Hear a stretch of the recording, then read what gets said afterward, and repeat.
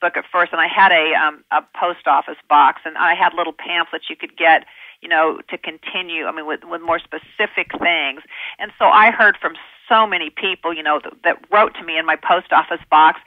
But now, that I do have email, yes, I still do hear from people. It's just that it's not, on the bookshelf now. You have to actually know about this book, and you have to ask for it at your bookstore, because most bookstores don't have it, because, books are funny. They have their 3-month window of opportunity when they're in the bookstores, and then the new ones come out or whatever.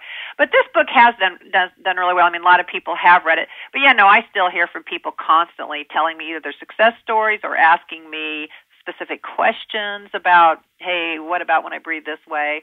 So, I hear from people quite a bit. And in fact, I kind of forgot what exactly you asked. Something about people contacting me. Right. I would imagine that stories are coming in, success stories about people utilizing the cocktails you give for breathing in your book. Mm-hmm. And I would be interested to hear people's stories. I hope maybe you'll open up your site regarding that book, or maybe open up another site of let people share their stories, because that's really like manifest reality. Not only is the evidence you're pointing out on a scientific level with regard to breathing, but there's something about hearing people's success stories and actually using what you're providing and it's working, I think would be very inspiring to people around the world. Mm-hmm. Yeah, I think that's a good point. That is a good point.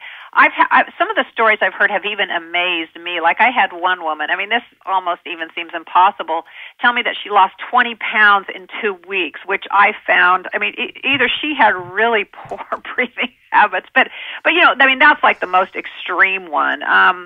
More typical would be like 10 pounds in about a month, that kind of thing. But no, I hear these kind of stories. Yeah, people, because people get excited when something like this works. And so, I do hear a lot of stories like that. And that is a good idea to put up a website about that. I think it would be very, very important for people to hear what did people do, how long they did it, what cocktails they used, blah, blah.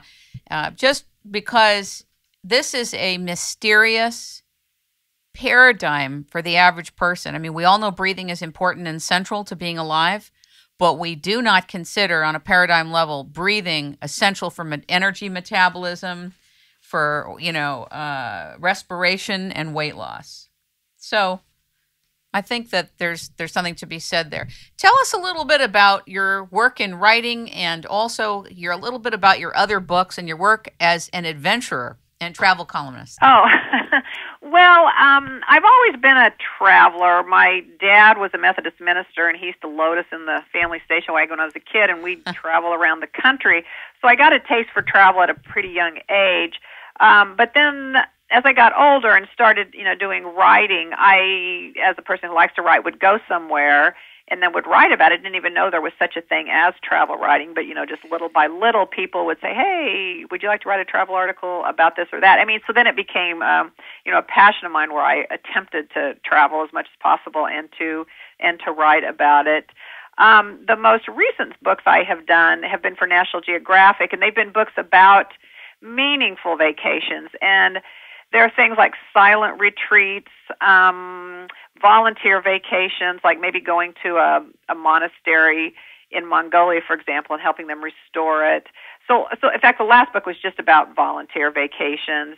The other two before that were about like arts and crafts vacations. You can go to Laos, for example, and work with Laos potters to learn how to do pottery. Wow. You can go the first one was basically just in North America, but there were the 4 categories: volunteer, arts and crafts, learning vacations, or what I call brain retreats, where you go and actually learn a new craft, or, like learning how to do architecture. There's a thing up at the Frank Lloyd Wright up in Chicago. So anyway, just a real variety of adventures that you can do.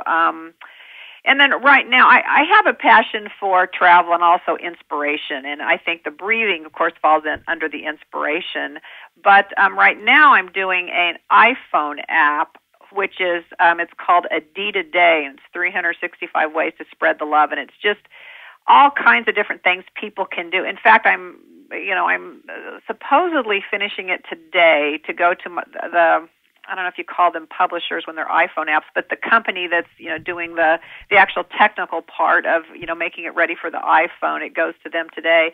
But it's, just a way to to try to change the world, one little steps at a time, little things that we can all do. I mean, every decision we make, puts us one way or the other, and we want to make our world a better place. So, these are just little things people can do.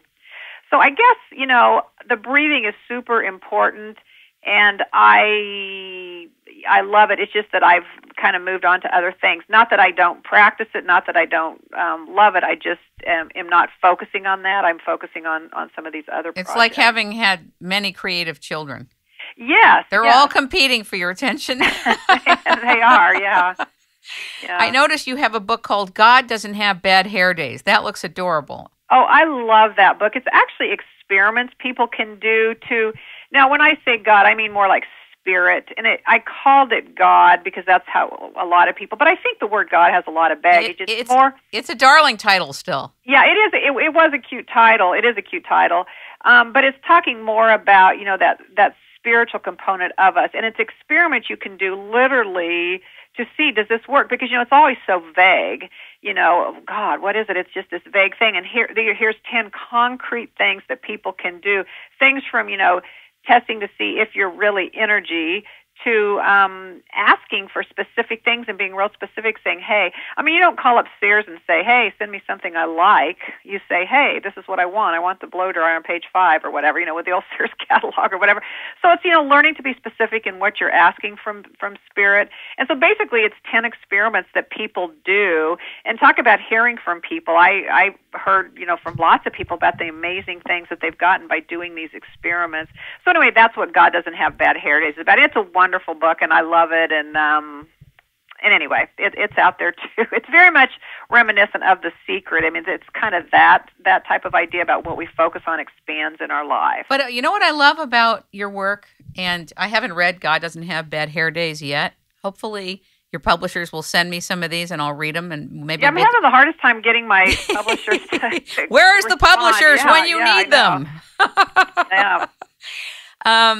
I love the lightness and levity and the creative spirit, the way in which, a lot of these titles, you can feel the energy of these books. Living Big, Girlfriend Getaways, Recycle This Book. That sounds funny.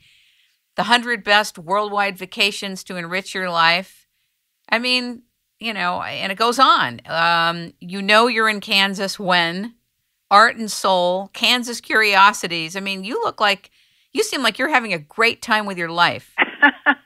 Yeah, one agent told me one time, she said, most people do focus on a particular topic and stick with it, like they become an expert in a particular topic, but I'm kind of like that traditional jack of all trades, master of none person. I suppose breathing would be the one area that I am trained. I did a 6-month training, so I am trained in that. But I do tend to dabble. I guess I'm a dabbler in a lot of different things. Well, that's good. That means you're a curious student. Yes. It's whatever catches my interest, and then I work on that for a while. But that's one of the gifts of being a freelance writer, is that you can choose what interests you. I mentioned to you, I also created a TV series about it's in an Ecovillage. It's 6 characters in an Ecovillage, and again, it's trying to get out the green idea. Yes. There's a lot of things people can do to save the planet, and it's supposed to be a more subtle thing. You can hit them over the head like Al Gore's Inconvenient Truth, which is a great movie. I love that movie. But this is, a little bit more subtle.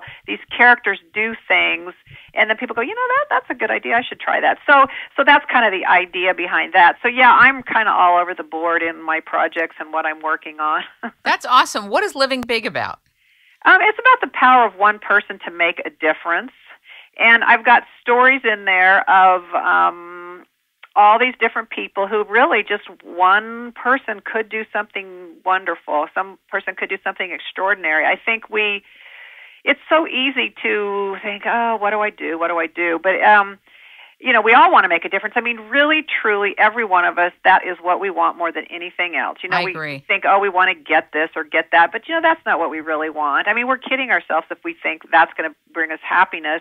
The only thing that really, truly brings us happiness is giving of ourselves to other people. And basically, living big is about that.